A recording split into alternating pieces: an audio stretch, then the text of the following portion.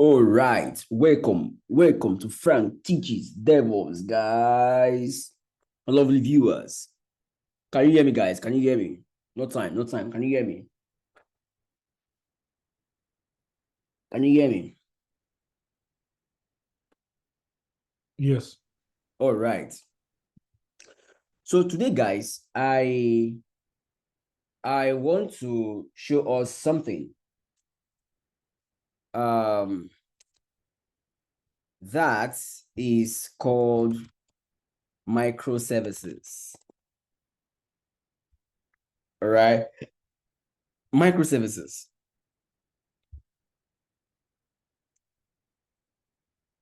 Okay, before I talk about microservices, let me talk about deployment architecture. Deployment architecture in Ghanaian voice. Architecture. Chale. All right. So deployment architecture. So in deployment architecture, we have two kinds. One, we have monolith. Monolith architecture.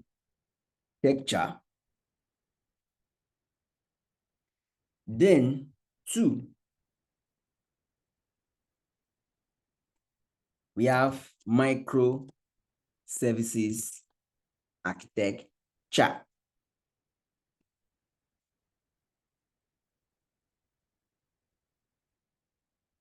Monoliths and microservices.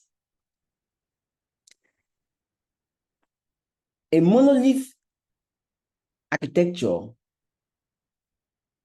is one such that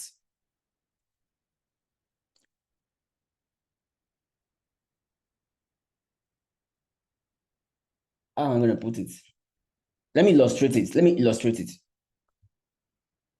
Now, in monolith architecture, applications are built as a whole entity, as a whole entity.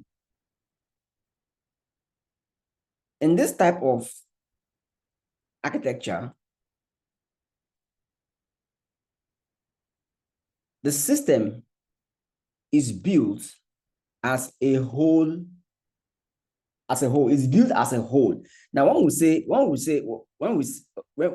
say the system is built as a whole, all right, this is what we mean. All right. Let me look at the proper definition. I'm coming. The way you understand it. This type of architecture. The system components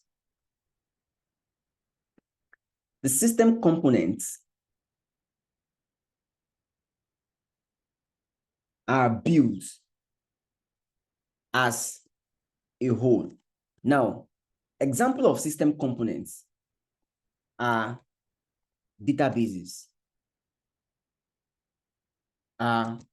If your system has a login page, logout page, checkout, payment. Now, all of these components are deployed in one file system. Now, let me break it down further. For instance, I have an EC2 instance. On this instance, all right, I have set up a database, DB. Enter. I have set up a database. Same on this instance, I have set up what? A login page. On this instance, I've also set up what? A logout page. On this instance, I have set up a payment page. On this instance, I've set up a checkout, etc., etc. all of these components, they are running as a single unit. Well, let me bring them like this.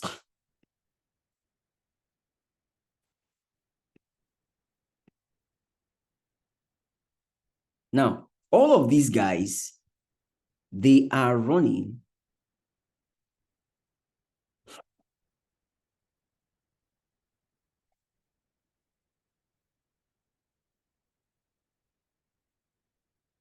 now, all of these guys, they are running as a single entity inside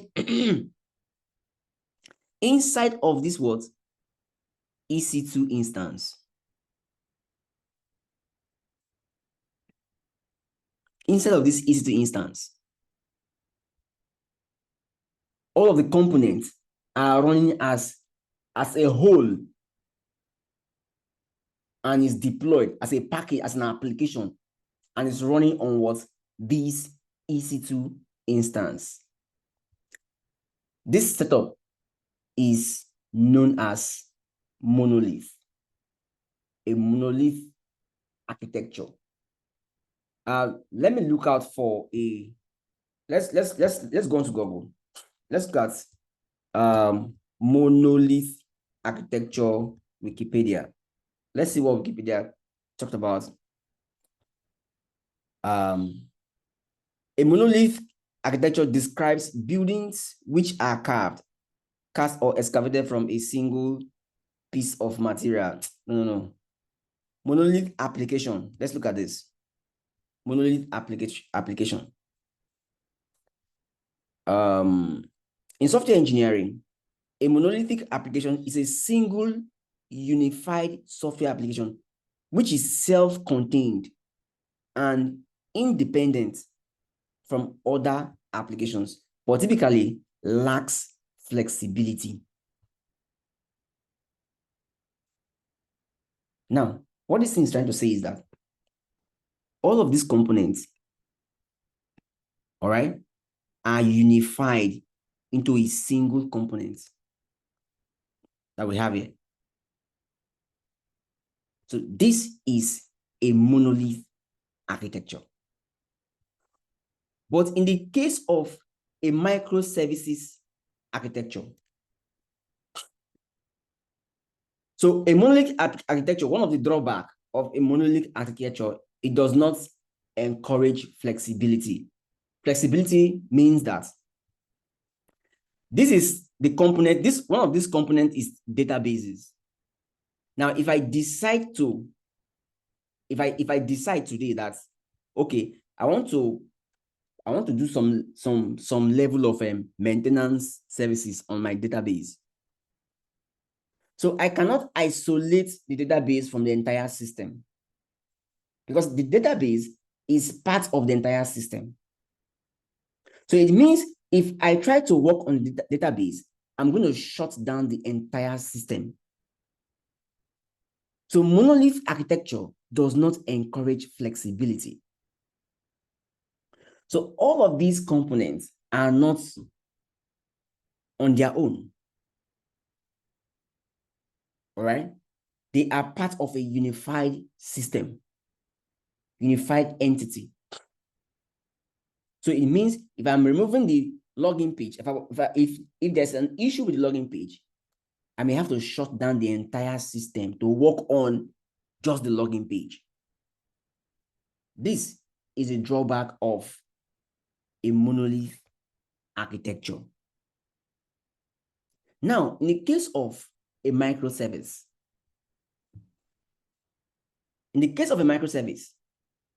all of these guys, these components, they are standalone. They are standalone to form a system. Now, in microservices, each of these components are separate units. They are separate module. Yes. So we have database model responsible for databases. We have the login model. We have the logout model. We have the checkout model. And we have the payment model. So it means This system supports flexibility such that if I'm working on the database, all right, I don't need to shut down the entire system. My system will still be up and running while I am working on what? The database. The same thing is applicable to the login page. If I'm working on the login page, I don't need to shut down the entire system because each of these guys are units on their own, are separate units. So now let's look at the proper definition of what microservices. Let me also look at image. Microservices, monolith,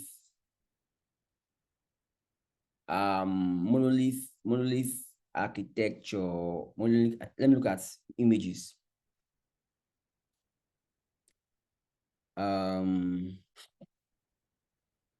Let's look at images.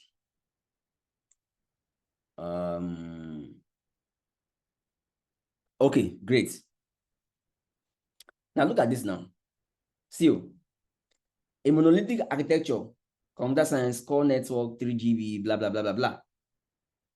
Now, each system is dependent on each other. Thank you. That's the right word. That's the word I've been looking for. In a monolithic architecture, each of the components are dependent on each other. So it means if one component goes down, the entire component is down. Thank you, guys. And the right word is dependency. So in monolith architecture, all right, what runs there is dependency because each of these components are dependent on each other. Each other in the sense that if this guy goes down, this guy will go down. Now, look at now. We have the database. Well, let me bring out these guys again. Let me bring out these guys again.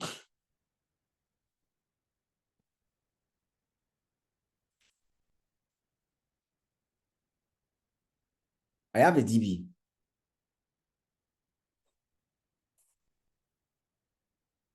I have my login page.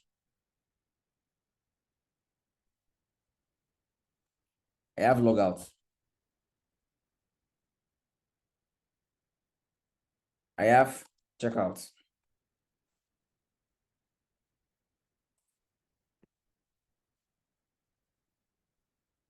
Then I have payments. Database. When you log into the system, all right, you've registered. You're talking towards the DB. When you need to log out, your session needs to be terminated. You need to instruct DB that you're logging out as well. When you need to, you are trying to make some payments. Before you make payments, you have to do a checkout. You're trying to make payment for some items, right? So before you pay for those items, you need to check out into your bin or your basket, right? You do a checkout. So when you do a checkout, all right, checkout is dependent on payment.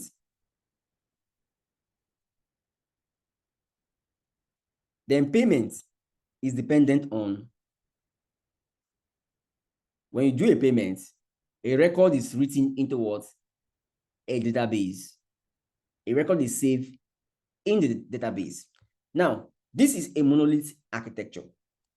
Now, what this architecture is telling us that if this component is, if either of these components goes down,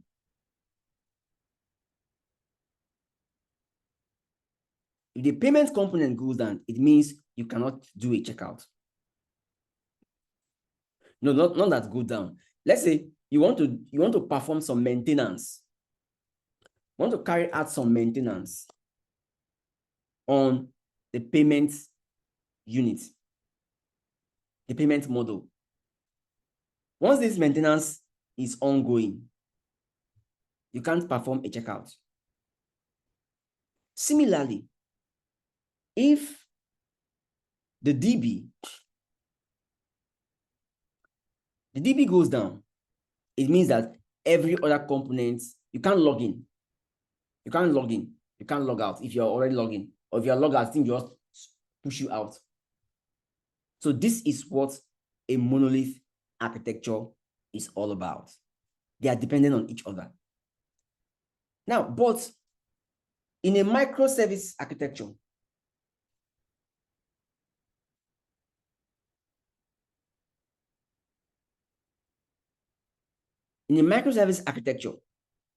these components are independent of themselves.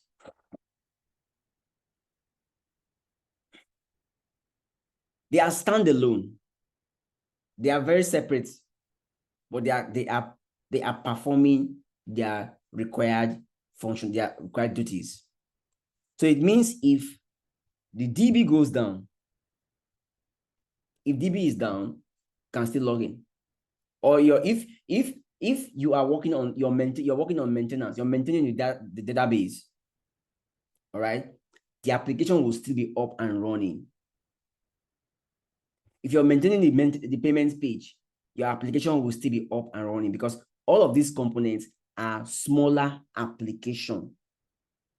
So in microservices divides your main application into smaller applications. Now, when you have the main application, main app, microservice will divide this main app into what? These smaller applications. But in the case of monolith, you cannot divide the application into smaller units, into smaller applications. Hence, everything will be unified into what? One system. Now, let's look at what a microservices is. Microservices architecture. Let's look at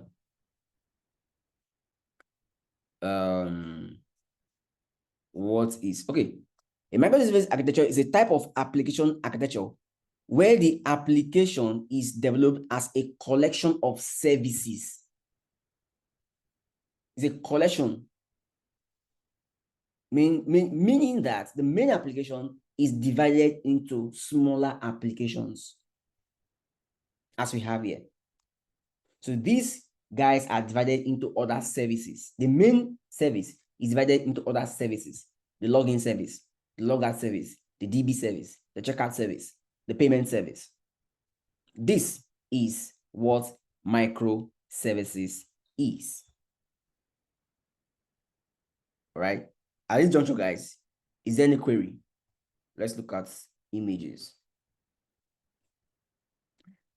Is there any query before we move ahead? All right. So since there is no query, we are going to build, not that build, we are going to deploy a microservice application within our Kubernetes cluster. All right. So this is how it's going to be when you start working. Okay. Your task is to deploy. You are tasked to perform deployment of any kind. You leave development for developers. All right. You always leave development for developers. Your task is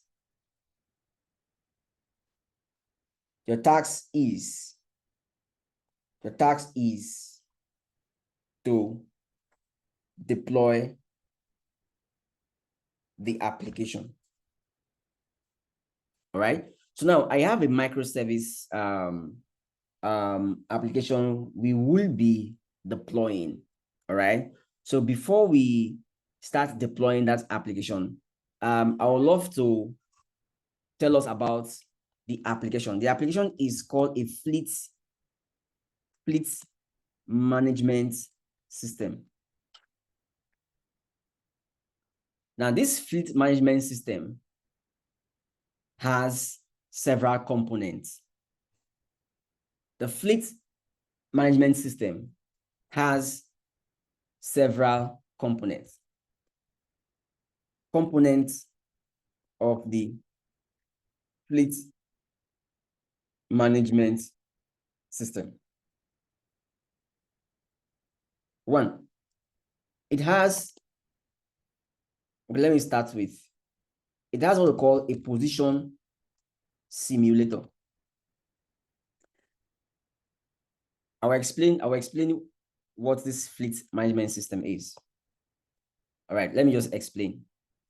Now, you remember when, let's take for instance, DHL. DHL is into logistics. And DHL is a good example of a fleet system. DHL uses a fleet system. How? Let me explain. When you go to DHL to courier your documents or anything, your product, this is your parcel. All right. Now you hand over your parcel to what? To DHL. You've handed over your parcel to DHL. Now, somewhere, this is DHL courier. Courier van, courier guy. Let me say courier van. All right. So this is DHL courier van. DHL courier van comes and what? Pick up your what? Your parcel. It picks up this parcel. This parcel is now with what? The courier van. Now, at your own end, you will be given what? You will be given what? A tracking rating. A tracking ID. A tracking ID. Now, with this tracking ID, you should be able to track this tracking ID. You should be able to track what? Your parcel that is currently with what? The DHL van. Now, you'll be getting updates in real time. You'll be getting updates in real time. First, you have what we call position. So their system has a positional tracking component. All right. Okay. Okay. Let me, before I talk about the position tracking, the system has the vehicles. Right. This is the vehicle, and because we don't have real-time vehicle, all right, we've developed a component that's going to mimic the behavior of real-time vehicle, and that component is called the position simulator. So this position simulator is trying to mimic the behavior of vehicles, all right, which is you're simulating, all right, you're simulating the position of the vehicles, all right. So this is this part of that component. Now, this system is going to have this is not part of what you will see, right? So you are now tracking your products. Okay, you're tracking it on this van. This van is being simulated. On our own system, this van is being simulated. Now, the next component that you will be using is the position tracker. You'll be tracking what? The van, and at the same time, you'll be tracking the position, the exact position of the van. Okay, the van is at now it is at Ikeja. Okay, it's now heading to airport. All right. So after about a few hours, you check. After about a day, more hours, you realize that maybe the parcel you're sending this parcel to a place like US. The van now is now in Dubai. Sorry, your parcel now is now in Dubai. You're still tracking your parcel. All right, until the parcel will get to its destination, which is what? The United States. So that component of that system is called a position tracker.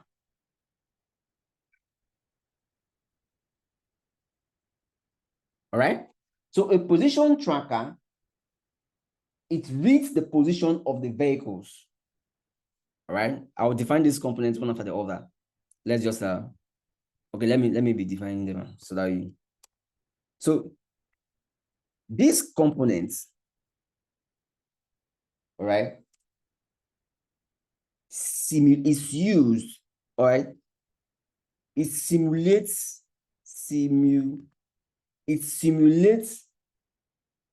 the position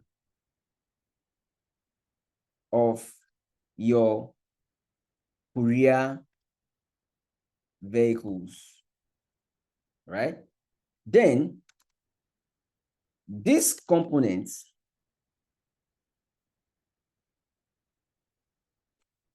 reads the position of the vehicles.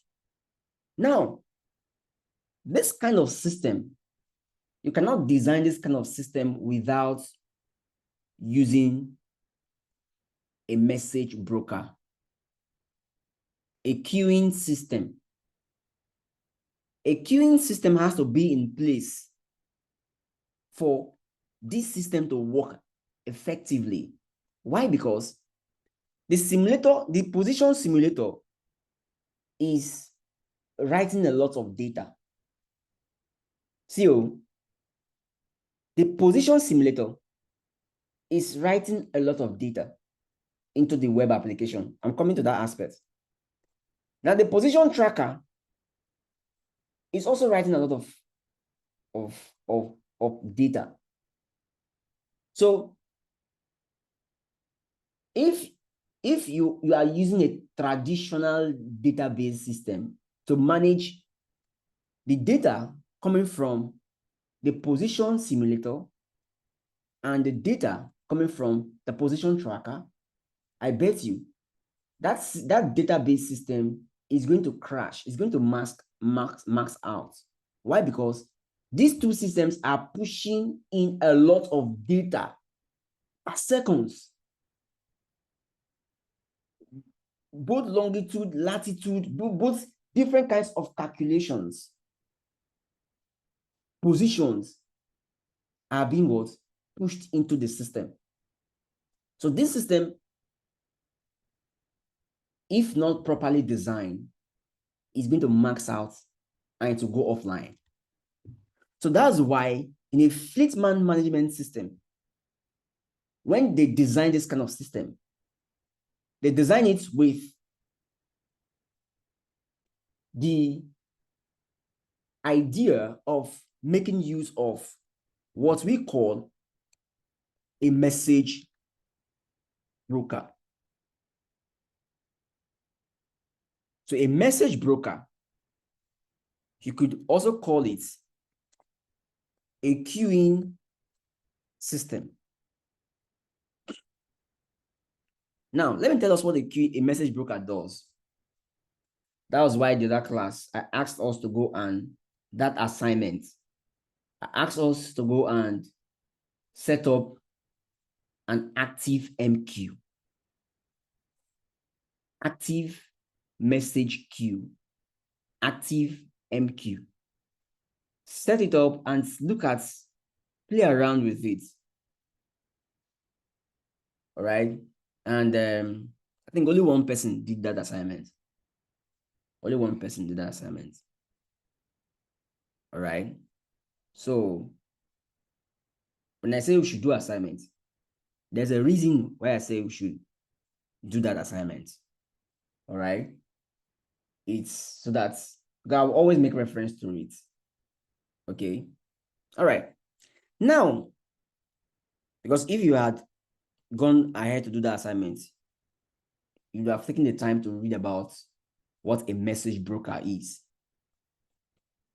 Now, in a queuing system, all right, we have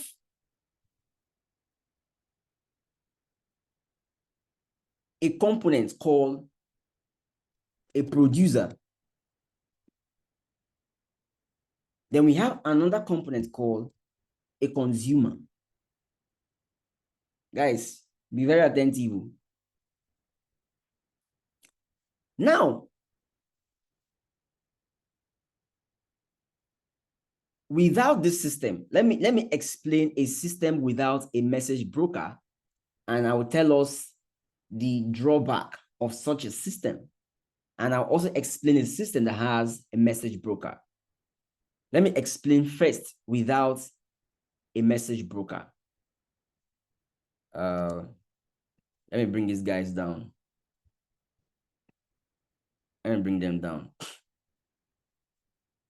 All right. So now, this is your web application, your web app. And so your web app is receiving a lot of traffic. Oh my God. Traffic, so many traffic is hitting this guy. So many traffic from left to right. You know, it's a busy e-commerce website. It's a very busy, very, very busy system. So it's receiving a lot of traffic. It's receiving a lot of traffic. Now, when the traffic becomes unbearable to a point that the web application cannot process anymore, all right? So once this application, the traffic that is hitting this web application becomes unbearable to the extent that it cannot process those number of requests that are hitting the web application, this application will tend to go into what we call, will be overloaded. Is being overloaded because it cannot process the number of traffic that are coming per seconds. It doesn't have that kind of capability, that kind of system, all right, to process these number of traffic requests that are hitting the endpoint. So for that reason, this web application, all right, is going to go offline. Once it's overloaded, then it's going to what? Go offline. So once it goes offline, you start seeing HTTP error messages like this web page is not available, or this web page cannot be displayed. You start seeing things like the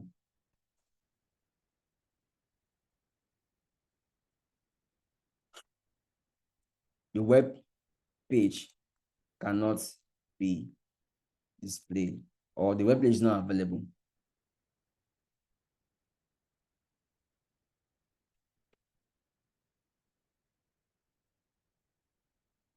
Just something like that. This is happening because the web application is receiving too much of requests. These requests cannot be managed by the web application. So if frequently, this web application will keep crashing. It will keep crashing. It's not crashing because of wrong code, because of server is down. No, it is crashing because of the request that it cannot process the number of requests that are coming, that are hitting the endpoints. So thereby, it will just give up. All right, to give up. Now, to overcome this kind of scenario, we will now use the concept of what? Queuing. The concept of queuing, such that this same web application, copy. CO. Let me keep it here. This same web application, before this request will hit this application, all right? Before this request will hit this application, they will first of all be queued up. Now, before we talk about queued up, a message broker has two components. The first component is the producer, while the other component is the consumer. What then is a producer? A producer sends requests. A producer sends or forwards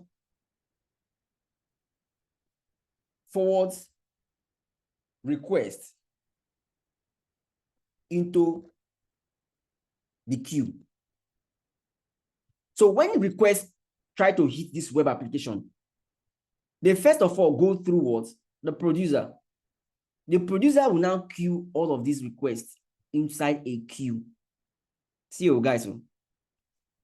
These guys that will come inside of this queue.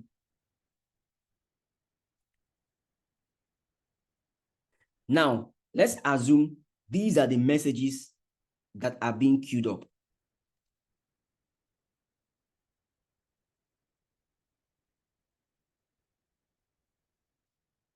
These are the messages that are being queued up.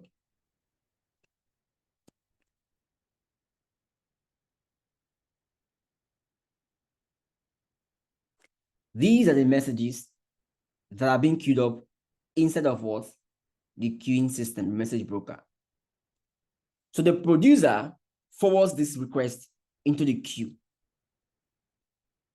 The consumer is responsible for what? For consuming the messages that are in the queue. Once it picks these messages from the queue automatically deletes those messages. All right? It picks those messages out of the queue and it will now forward those requests towards the web application. So the consumer will be picking them one after the other, and it will be forwarding it to the web. It will now be reaching the web application in a timely order, not like this order. In a method that the web application would not get overwhelmed. So this is what a message broker is all about.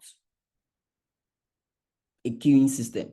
As the messages comes, as the request comes, they are being queued up into a what? Into a queuing system.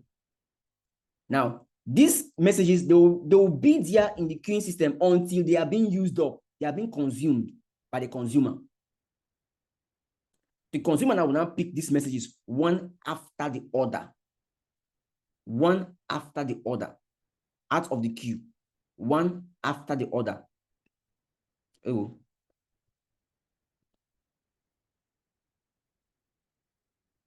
Then in his own time, he's going to what? He's now going to forward those messages, what? Those requests to what? To the web application Then the web application, since the messages are coming in bits, the web application will be able to process those requests as they come. So this is the setting of a queuing system. And this is what runs at the back end of a fleet management system, because the position tracker is writing a lot of data. The simulator, they are writing a lot of data. So if there is no queuing system in place to manage the request, the DHL website will go down. But because of there's a proper and architected queuing system in place that collects the messages, queue them in the queue, then sends those messages out to the web application in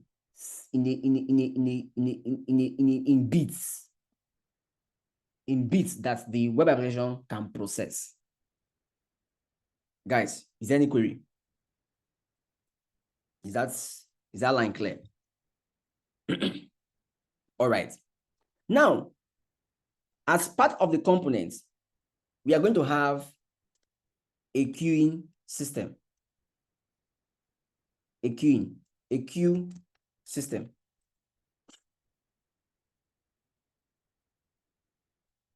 Okay, while this guy is going, let me I just explain this guy. Okay.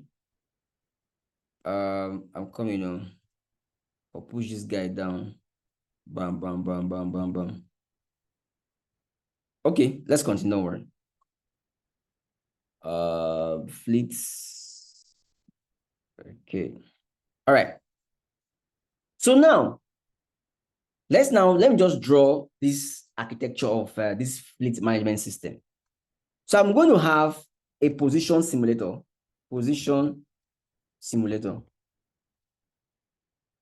up here.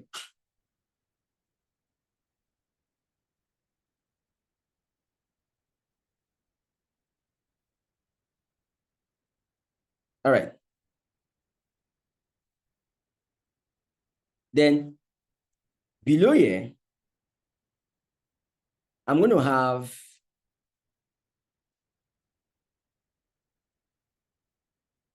a queue. All right. So I'm going to have a queue system. Now, this queue system below here, I'm going to have a position tracker. Now, the position simulator is writing data into the queue, while the position tracker, all right, is dependent on this queue to be pulling data. So this should be the flow. It's dependent on this queue to be pulling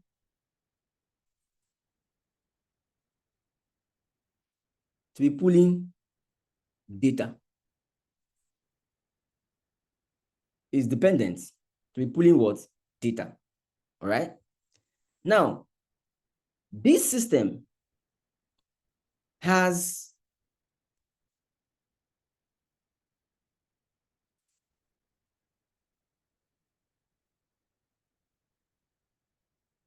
an API gateway.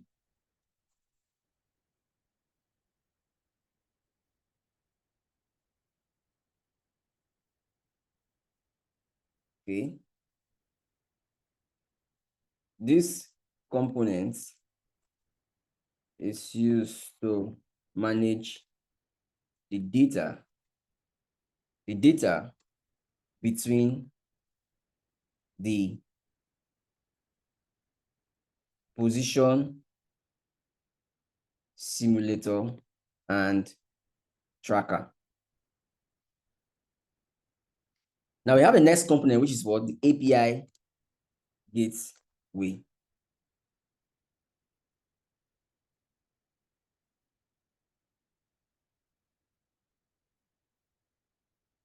This component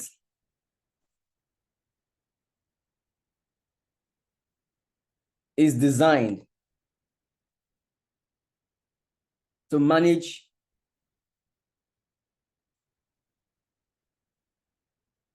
different endpoints via which the other components would communicate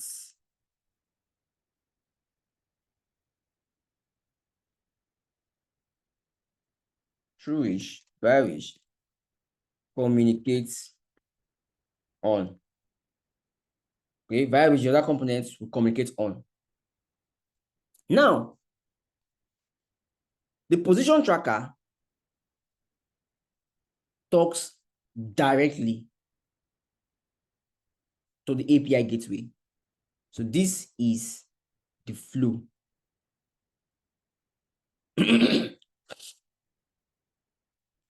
Now, we need to view what's actually happening. How are these things happening on the web application? We need another component that will be able to help us manage all of these components. We are going to see the position simulator in action, the position tracker in action, and what's happening. Now, we're going to need another component, which is termed the web application. This is the web app. So the flow is like this.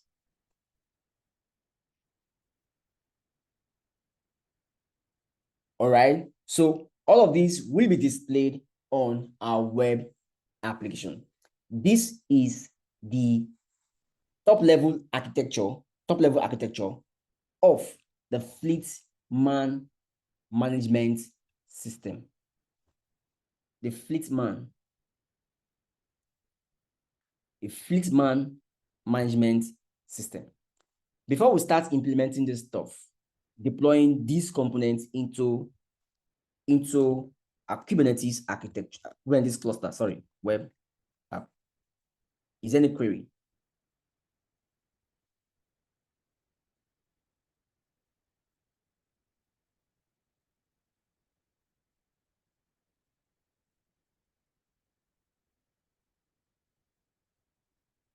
This component helps to display the entire,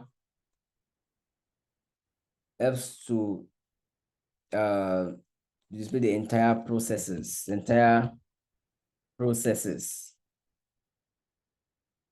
All right. So is there any query, guys, before we go ahead to talk about this guy? Okay, so since there is no query, let's now hop onto, sure, this guy on disconnect. Let's now hop into our cluster, all right? So before then, I'm going to download my kubeconfig file from my cluster. So I'll say AWS EKS update kube config. The region is EU West 1. The name of the cluster is EKS cluster. Updated. Now, I can now say kubectl gets node. Let's check. Couldn't, wait, you must be logged into the server. Okay. So T7 don't log. AWS STS gets caller identity. Isomero now. Isomero. When you log into the server, the server has asked for the clients to update credentials. Should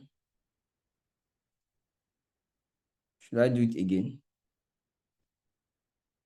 All right, let's come here. Refresh. All right, that's timed out. Okay.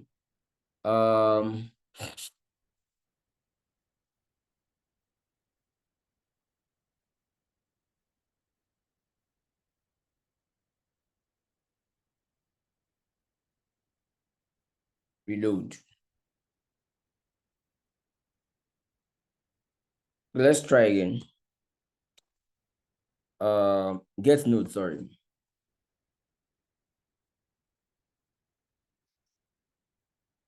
We will reload into the server. Okay, let's check access key.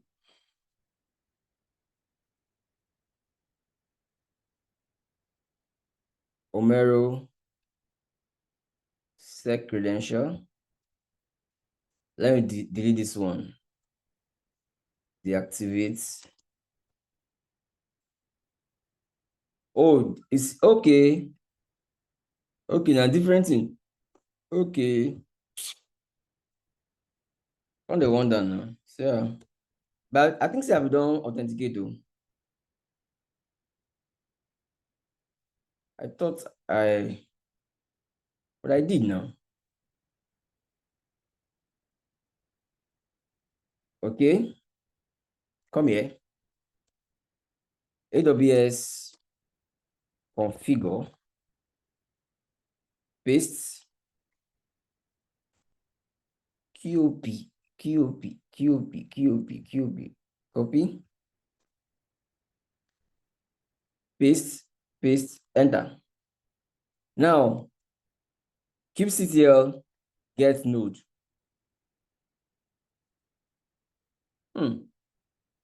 Memcache couldn't get current server API. Okay. AWS EKS kube, sorry, updates kubeconfig --region EU West 1 --name EKS cluster. Okay. Now get node.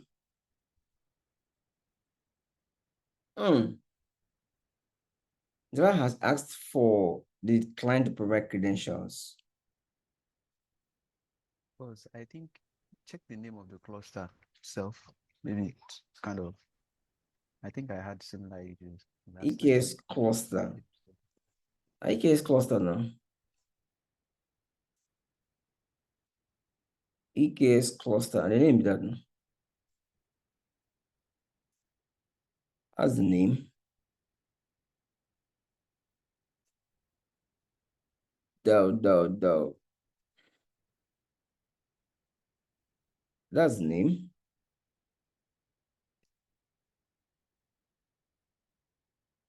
EU West 1. Alan. You must be logged into the server.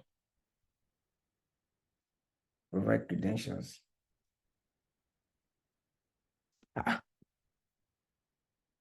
Wait to.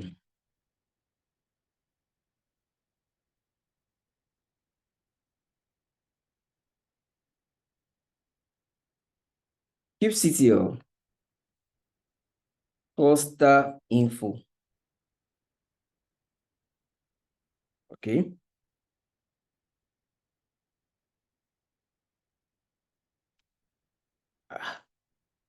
Wait.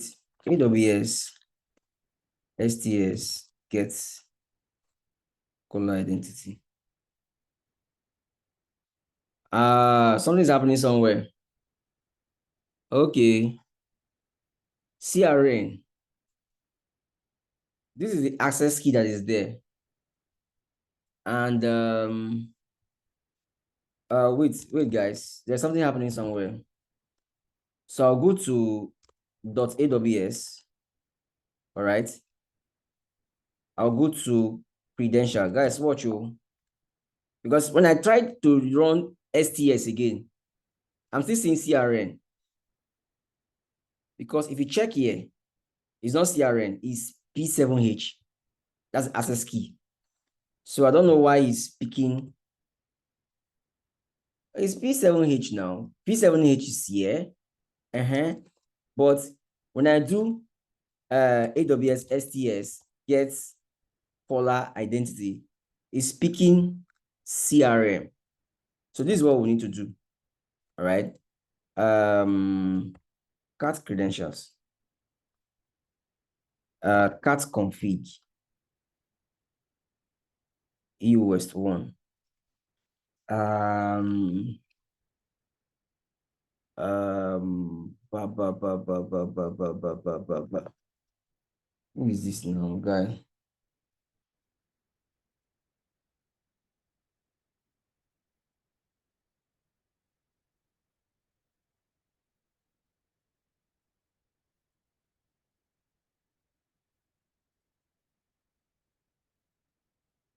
Prefer it, yeah. Come in, guys.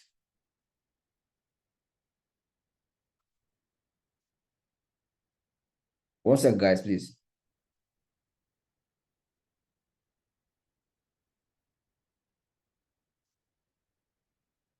Okay, so wait.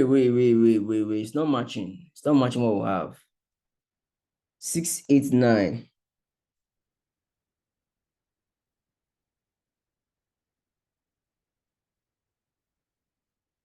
Six, six, 689. Okay. But which kind of wahala be this?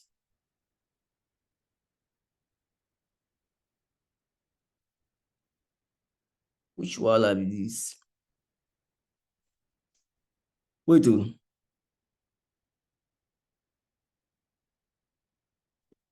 AWS STS. Let me look for help. Why? AWS STS.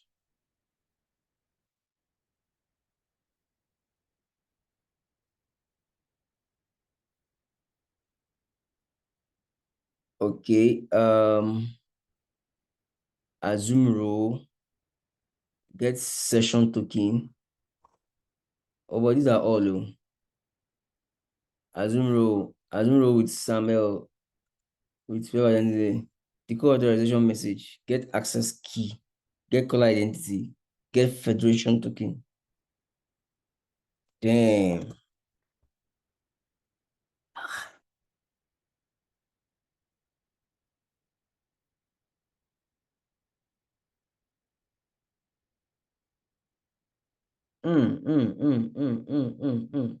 One sec.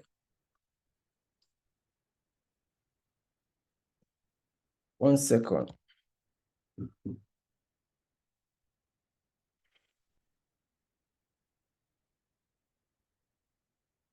Cube. All right.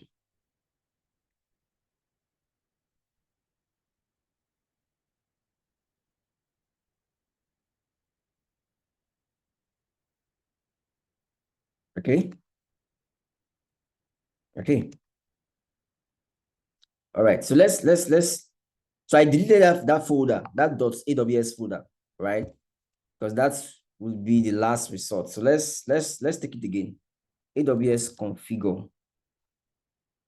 AWS configure. Okay.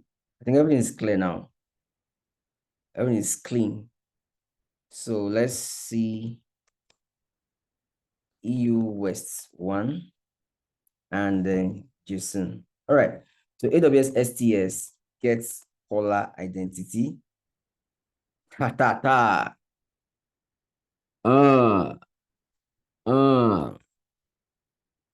Guy, man, pause this thing. Pause, resume. So what happened here was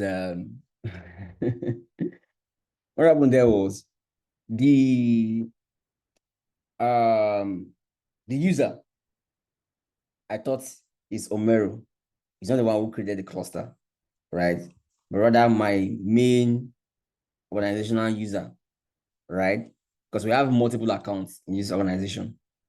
So it's that user that created the cluster, right? So when I try to when I try to update the, what's it called? The access key of that user of the Omero, I was seeing some very old something. Meanwhile, it's a different user that created the cluster.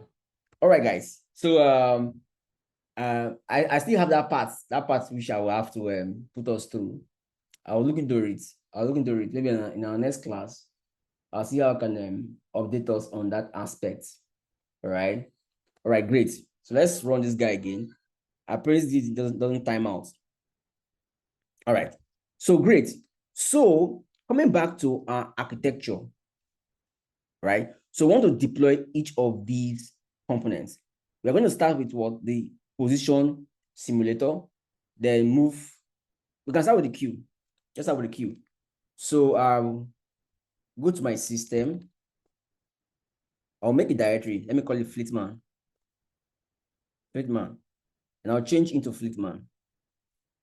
Then I'll create a deployment. Come over here, I'll say Kubernetes deployment.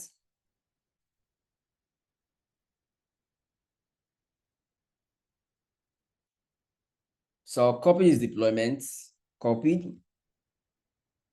Come to my terminal, save vim q.yaml. I'll just say deploy. Should I say just say deploy? Deploy.yaml. Or I can call it workload. I want to put everything here. Workload.yaml. All right. So paste that guy. So this is a deployment, and the name of this deployment is position. Oh, sorry. Say Fleetman queue. Fleetman queue.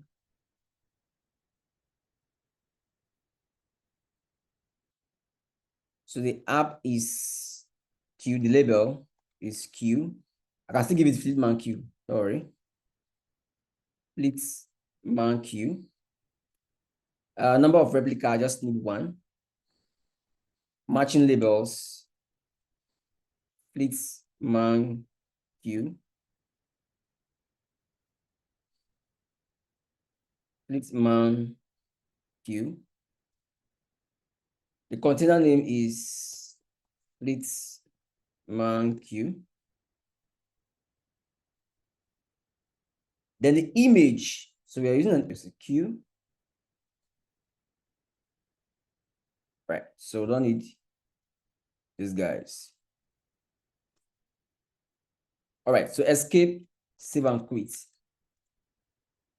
kubectl apply -f workload. YAML. Now this deployment has been created, right? There's this queue now. This component, the queuing component, which is here I'm using a service called ActiveMQ. ActiveMQ, right? So that's the component we are using there. Okay. So that component has been set up. So let's check the component. kubectl gets port. Invalid image name. Okay. So workload, I think it's coming from this arrow. So apply again, kubectl apply. kubectl gets port. All right, it's creating. Let's check. Let me check out my image. Get port. Okay. So this guy is now up and running, right? So we are going to create a correspondent service, right, for this Fleetman queue so that we can view it on the browser, right? So I'll create a service, vim service.yaml, and I'll go to Google and I'll type Kubernetes what? Service. Open a new tab. Services. Copy.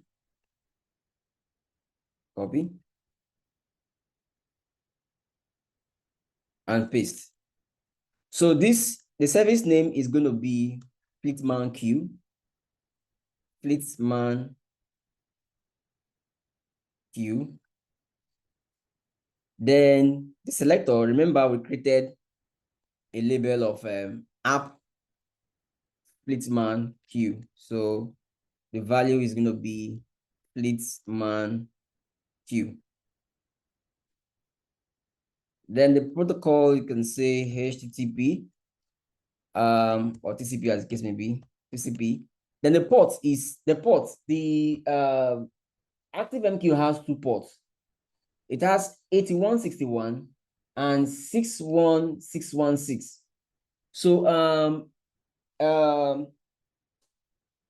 8161 is for the web UI, right? It's for the web UI. While the 6161 is for queuing of the messages, right? So it runs on two ports. So I could come here. I could say 8161. So I'll be using node ports. Node node ports of 3200.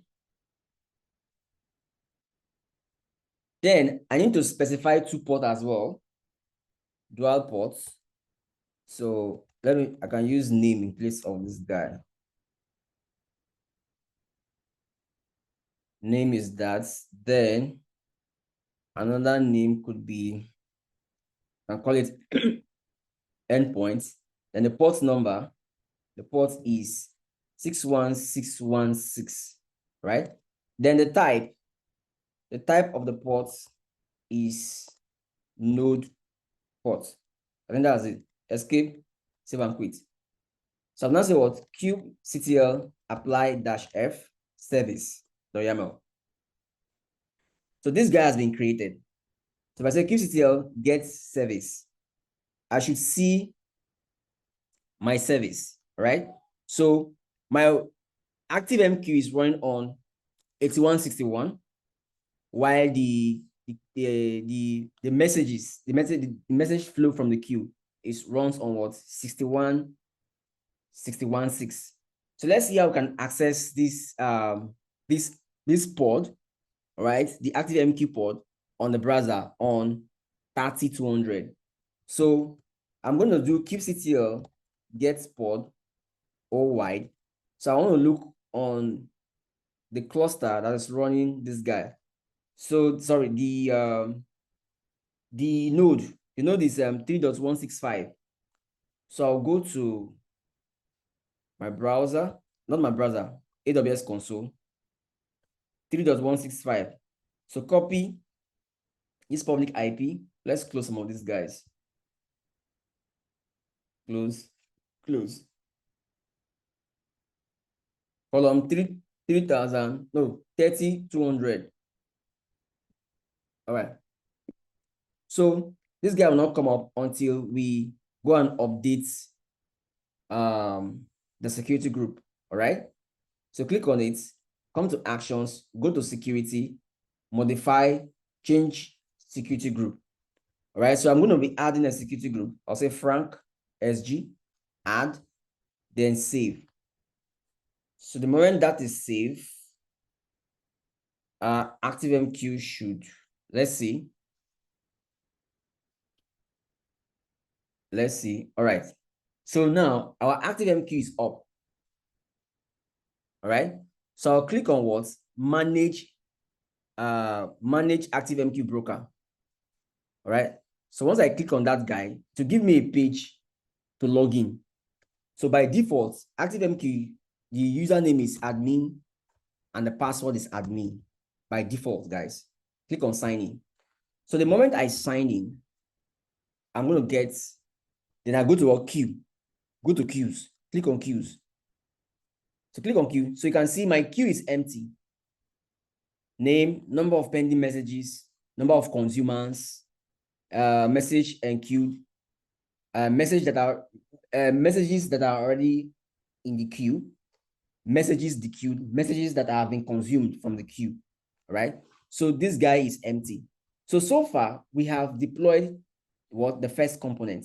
So now let's now deploy the position tracker, all right, and see how our queue will look like. Okay, so you can see this guy is empty. So I'll come back to my terminal. I'll open the workload. So what I will do is I'll copy this deployment. I'll copy it. Copy. Then I'll come down. I'm going to insert a document separator. The 3- is called a document separator. Then I'm going to paste the new deployment. So this guy is going to be position simulator. Fleetman position simulator. So the app name, Fleetman position simulator. Let me just copy it. Copy.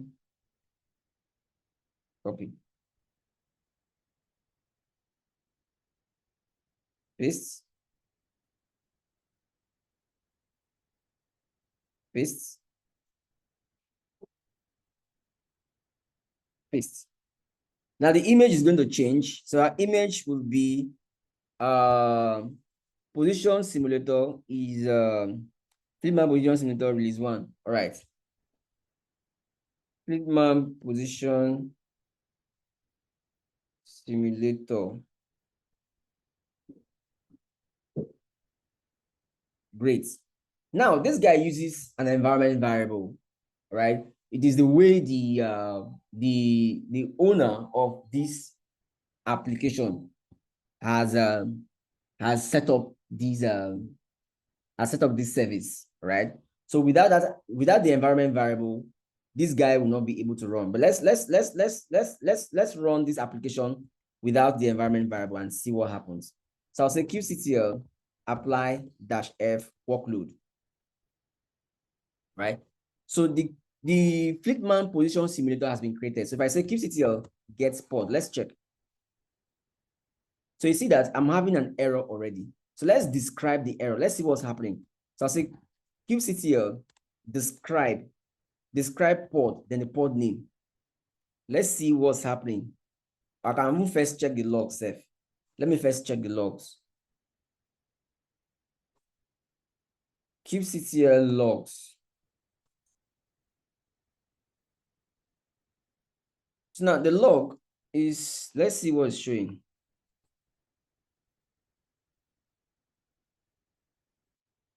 Just showing all those Java things.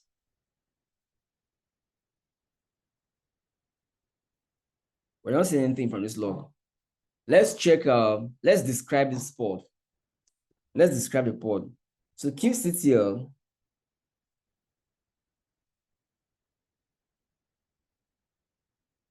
describe pod, then the pod name. So back off restarting failed container. So let's see.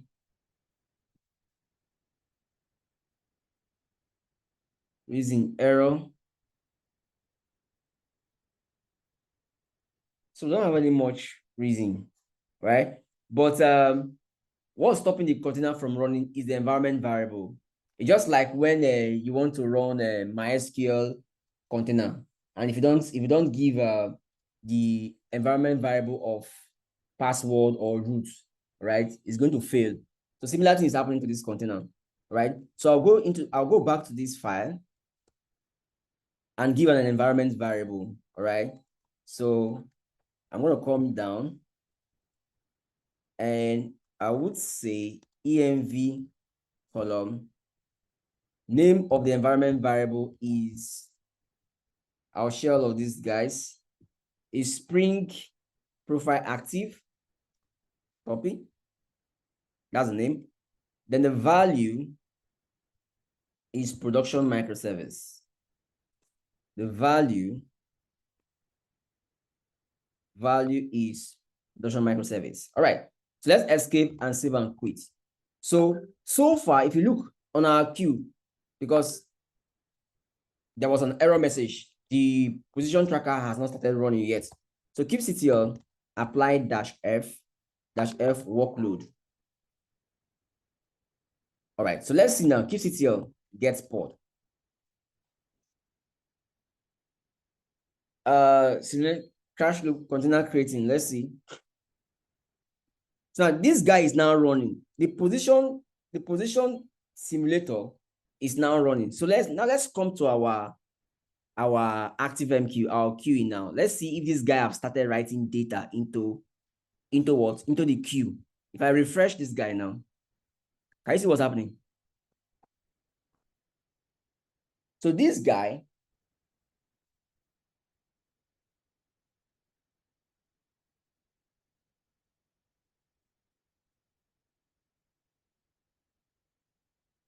okay. So this guy now, all right, you can see now from our diagram, this guy have started writing. I've started writing information. That started pulling information about the vehicles. Vehicular information are now being written into what? Into the queue, right? Vehicular information are now being what? Sent into the queue. So I can see it here now. So we at this moment, we have a total number of 118 messages, right? Now, 0 of those messages, these messages have not been consumed yet. Now, messages that are in the queue is 118. The queue, 0. If I refresh now, to keep increasing, it has increased. So it is frequently in real time, giving updates of the position of the vehicle, the DHL vehicle, all right? The position is writing different vehicle information into the queue, okay? Now have another component, which is the position tracker, all right? This component will dequeue the information. It's going to consume those information, right? It's going to consume those information that are being enqueued into what? Into the queue. So let's now look at how to what's it called? How to now set up what? The position tracker, right? Mind you, this position simulator, because of security reason, must not be exposed to the internet. So hence, we don't need to create a service. We don't need to create a service for the position simulator, because look at it now. If a third party have information about DHL, if a third party has information about the location, the information about this vehicle, do you know what could happen to that vehicle? So DHL, they hide those data. Those data are not exposed, all right, to a third party. They are well embedded, all right? So you can't easily get those data. So that's why this component does not need to be exposed to any service, all right? Its duty is just to what? Produce data and queue them into what? Into the queue, right? So we're going to see the position tracker this time. So let's go back to our terminal. Then I'll open the workload.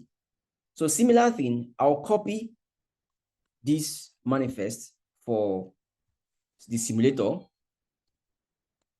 Then normally, I'm going to separate the document, my document separator. I will paste it. So this guy is going to be a position tracker. Just need to position tracker.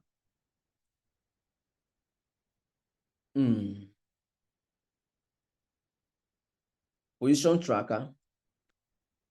Now, again, see, as a DevOps engineer, you don't need to understand how this application was written.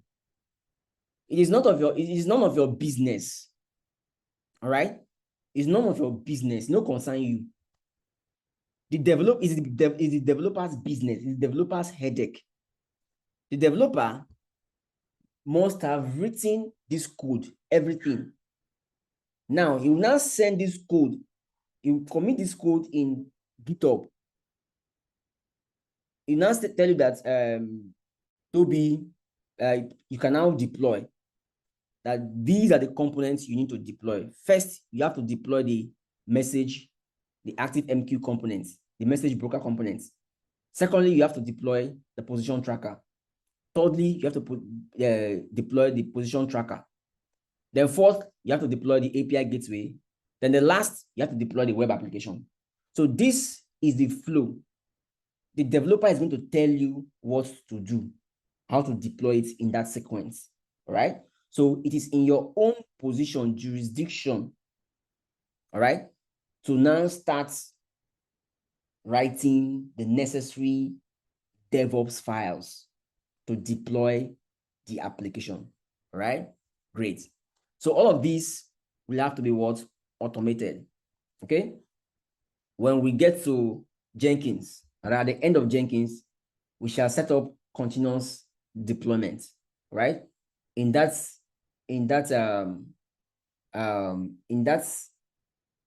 section, right? We will see how to automate the entire process of all of these things. We don't need to be doing it manually, all right? So great. So the next component is the position tracker. So come down here. Tracker. Fleetman tracker. Then, okay, the image, this will change.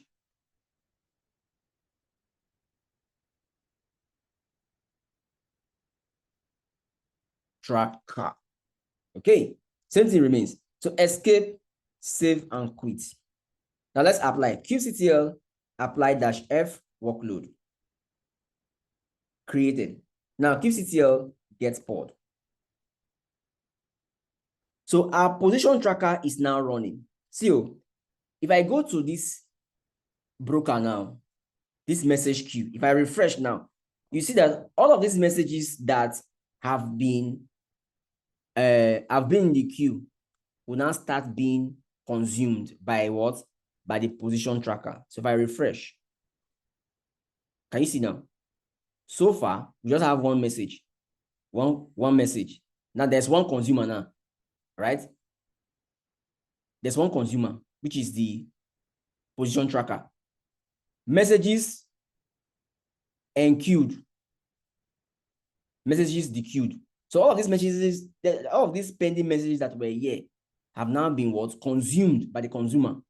Is now, right? It has now been dequeued. It has been consumed and it has now been removed from the queue. That's what this guy means. That's what this dequeue means. It has been removed from the queue after consumption.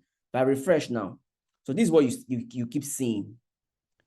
0 messages in the queue. If I refresh, 0 message, right? Because the consumer now is actively consuming those messages.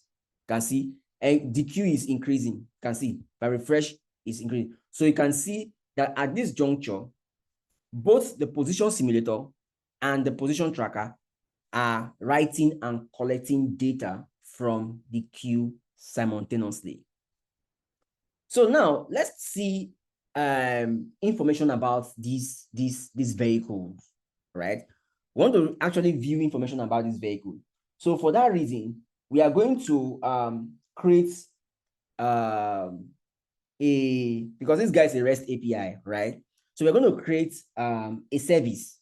We're going to create a service and attach that service to this position tracker. So that we can view the information of those vehicles. We don't have the information about those vehicles. Let's see the information about the vehicles. So this is what we'll do. So we'll go back to our system. Mind you, this guy also is not supposed to be exposed externally, but because of, we need to see the vehicular information, we want to expose this service type so that we can access it from the internet. All right. So let's see how we can do that. Open this guy. So copy this service, copy, come down, document separator, paste it. Now this service name is position tracker, Fleetman position tracker. The selector type is position tracker. Now this service runs on 8080. All right. Then let's access this guy from the outside. So let's call it 30. I'll remove this part. Don't need this part. So for explanation's sake, all right, we are exposing this port as a node port, the type, this service as a node port. So once we are done, we have seen the vehicular information. We'll come back and change this guy back to cluster IP because we want this service communication to remain within the cluster because of security reasons. All right, great. So all of these things will be told by the developer, all right, who has developed the microservice. Okay, so kubectl apply -f service. Great. So now that's 3100. So if I say kubectl get pod O wide. Let's look at, let's look at the very machine where this guy is running on.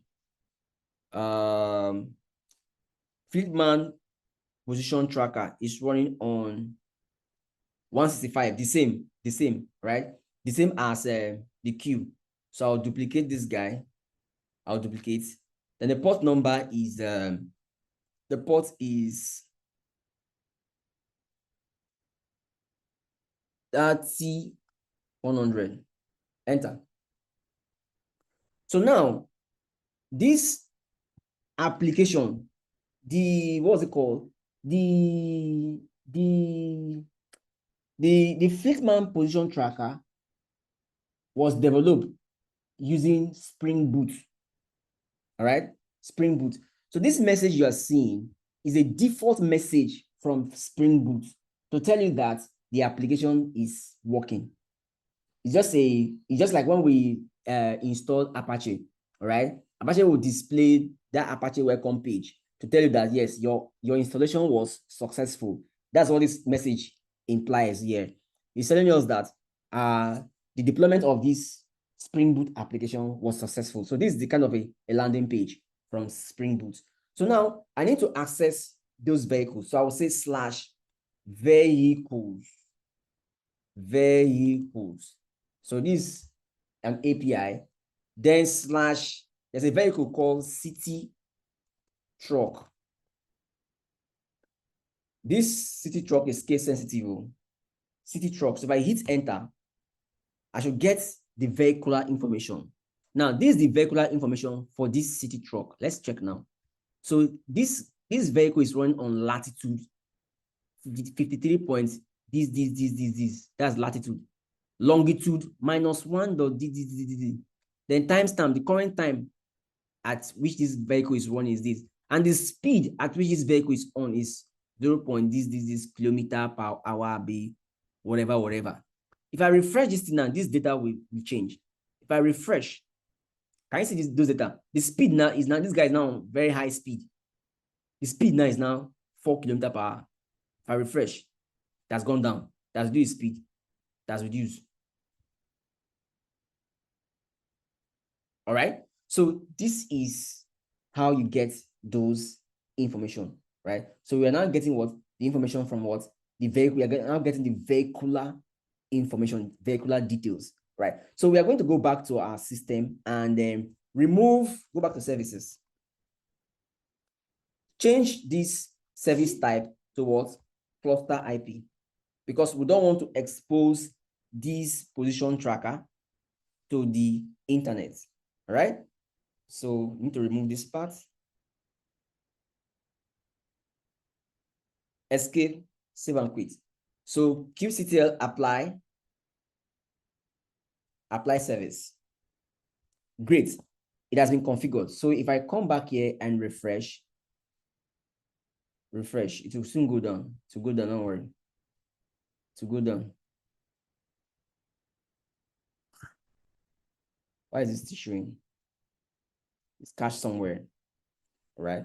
So great. So now we have seen the position simulator, the queue, and the position tracker. Now it's time to look at what? The API gateway. it's time to look at the API gateway. So let's hop here. Let's go to what? Workload. So I'll copy this guy, copy everything, copy, paste. 1, 2, 3, paste. So I just need to change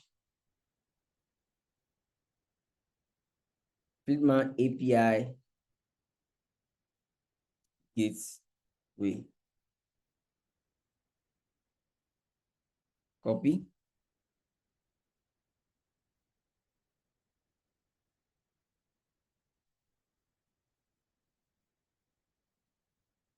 Paste.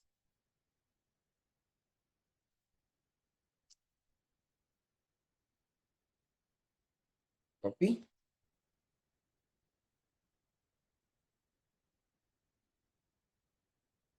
Paste. So similarly, the API gateway also does not need to be exposed to the internet, but we would check to know if it's working or not. So we have to check API gateway. Then the image for that API gateway is something where so is API gateway, all right? This one. So is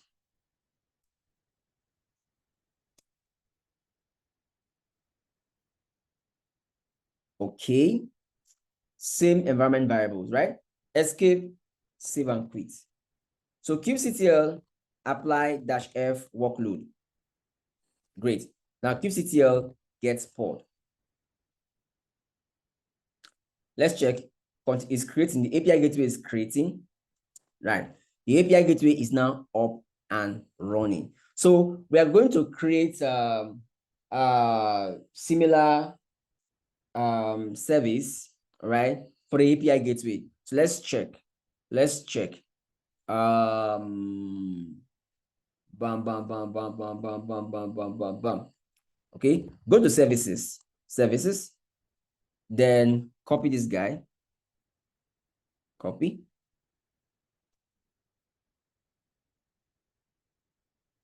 copy, 1, 2, 3, paste. So this API gateway is gonna run on Node port. It's not gonna run on Node port. Just want to show us, check if this guy is up, if it's working. So this guy runs on what port? Still runs on port 8080. API gateway runs on port 8080. It's a Spring Boot application. So Fleetman API gateway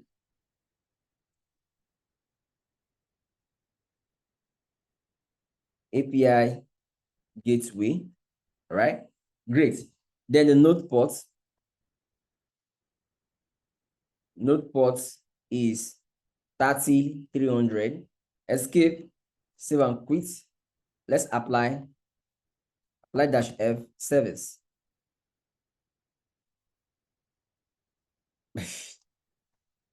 So this is not, it don't expire again. It don't expire again. So that's the challenge of this token. It expires every 30 seconds. So we're at the middle of something. So let me come here.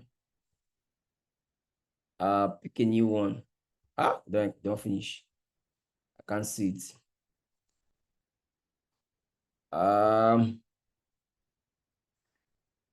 That's expired. Okay, session has expired. So I come on. All right, so reload.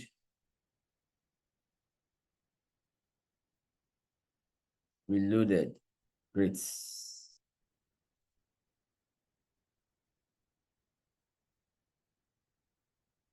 copy.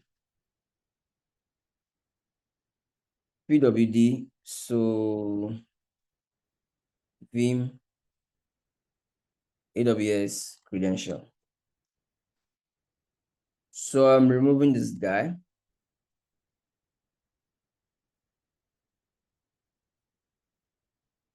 Paste the new guy.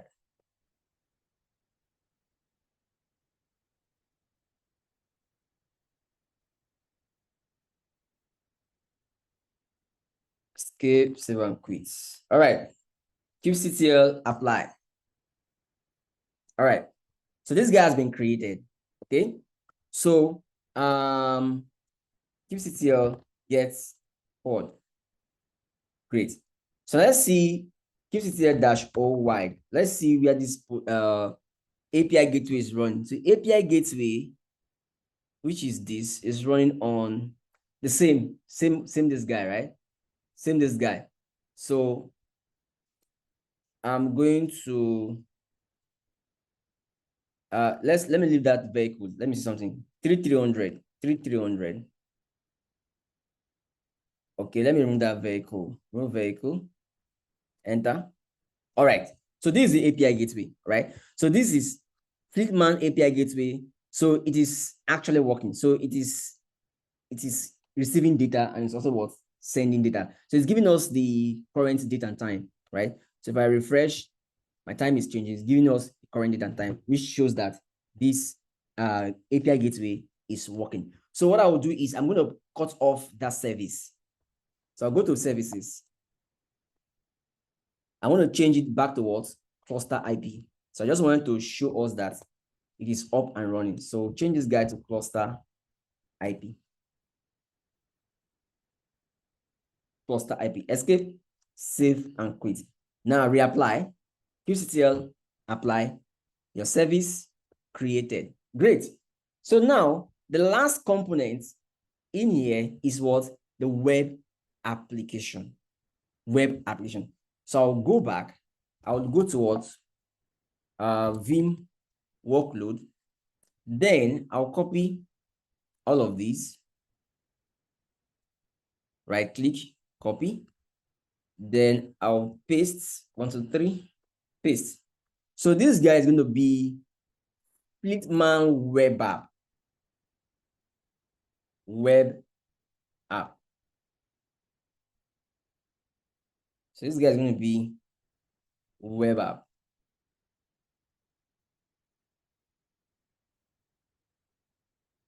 Web app.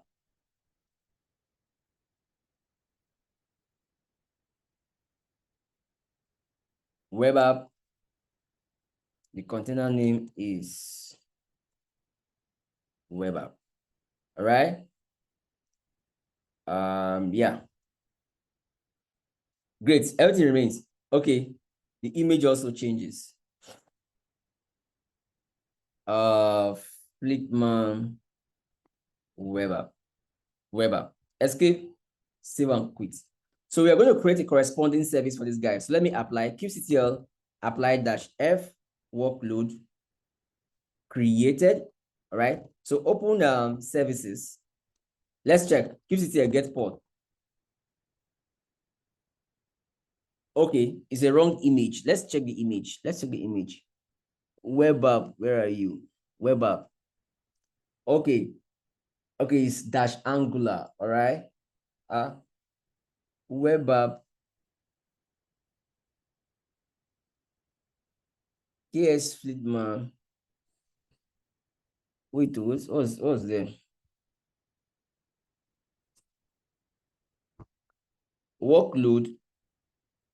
Oh, there should be Angular Web somewhere. app Angular. Yeah, thank you.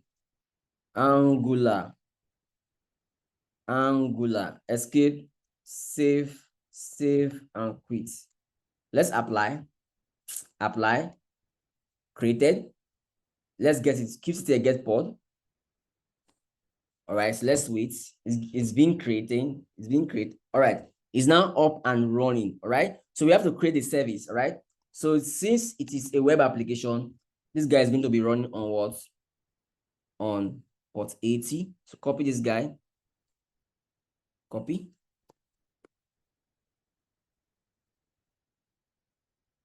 So the type is definitely we need to expose this guy to the internet. Service type is cluster IP. The node port is 330-300. That's okay. Then this app selector is web app.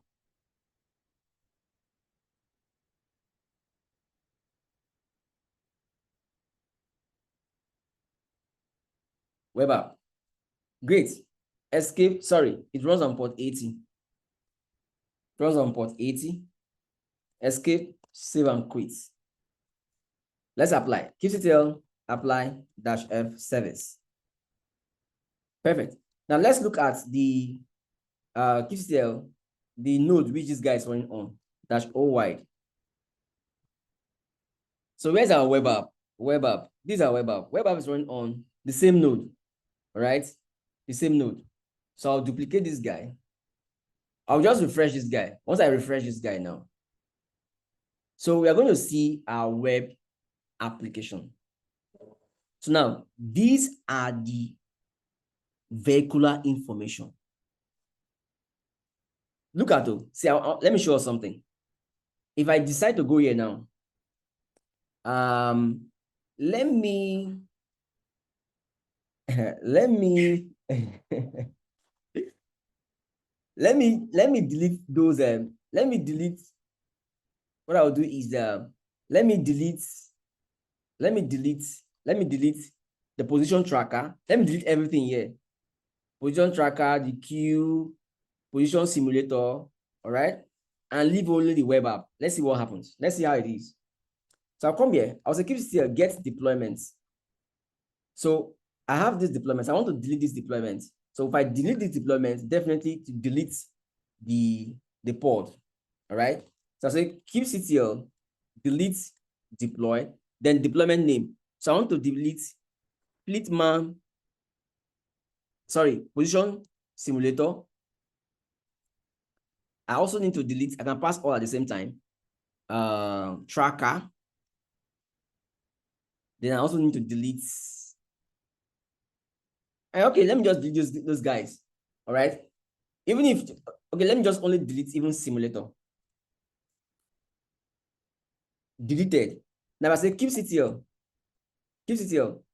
get pod.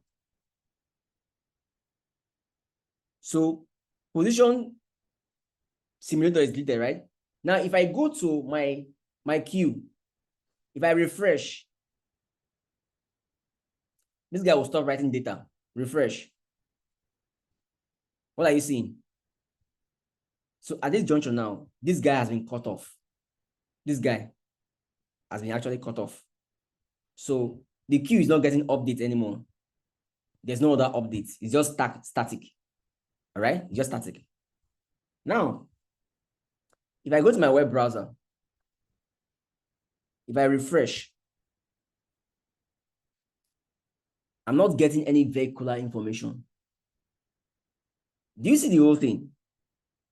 I'm not getting any vehicular information. But now, if I recreate this guy back, kubectl apply -f workload. If I come to my queue, I refresh. Let's check. Let's see.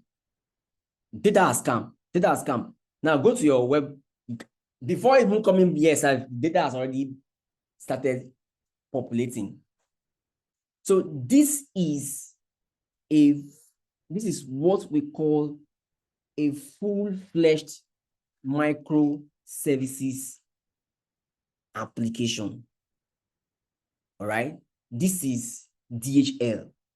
This is what DHL uses. So these are the vehicles. So city truck, last seen was at this time. The speed is at this. Drone feed, this guy is running at this speed. Drone feed again. Drone feed round B. Express delivery is running at 22 miles per hour. So these are different vehicles. These are the routes. These are maps. This is Sheffield truck A. Sheffield truck A is moving. You see how the trucks are moving, right? Their positions and all that. So this is how microservices behave. Now you can see if I delete either of these components, as I deleted the simulator component, the system didn't go down, all right? Because it is isolated from the entire system. It didn't go down.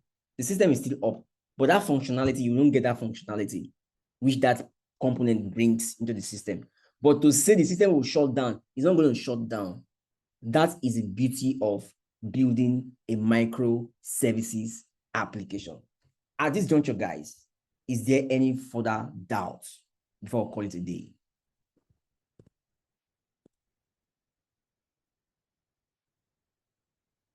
Is there further doubt?